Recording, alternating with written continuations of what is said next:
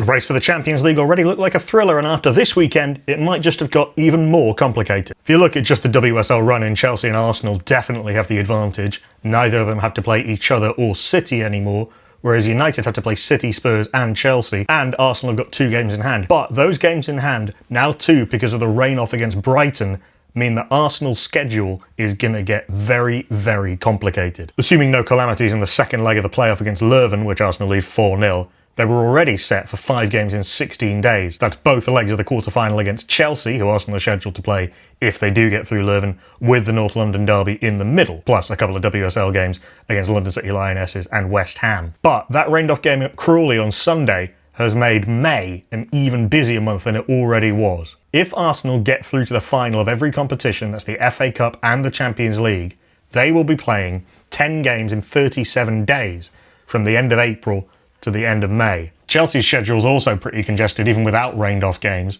Chelsea's made no secret of the fact that they so desperately want to win the Champions League. Sonia Bonpastor has been talking about that since she was first appointed. And if they're going to do that and get through to the latter stages of the FA Cup as well, they're going to have to play 3 games a day for 3 weeks twice. That's both in the March-April block and in the April-May block. Manchester United's April-May block is slightly more forgiving, a game every 4.5 days, assuming Manchester United get past Atletico Madrid, which they should, leading 4-0 from the first leg.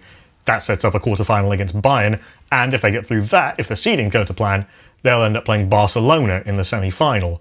And they've got a much tougher WSL run-in than the others, as we mentioned, having to play City, Spurs, and on the final day of the season against Chelsea. Unlike in previous seasons, that's not going to be a title decider, but it could be a shootout for the final Champions League places.